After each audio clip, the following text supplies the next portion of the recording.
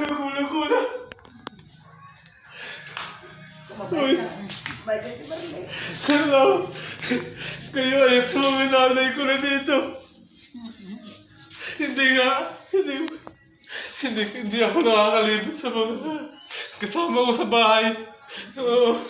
Sa inyo kay Christian. Kayo ay pupunta sa trabaho eh.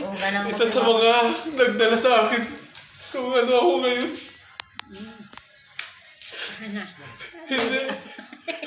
Nandide. Ganito talaga ang buhay. Nandide. Magsakripisyo din.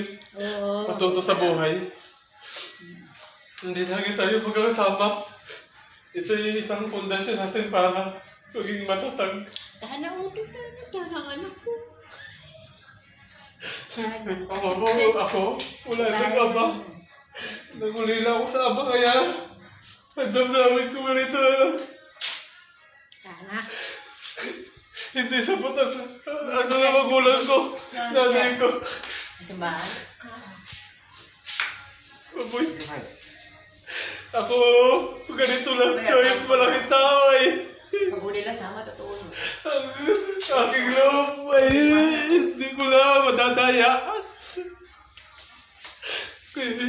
Hindi ko kayo malimutan. Mag-alas 10 na o alas 9:30 na. Itong ganito nating samahan eh. Alam ko sa umpisa mo? Alas 10. Baka mahuli magbabiyahe pa. Oo. Nakalapan din ako kasi na ano.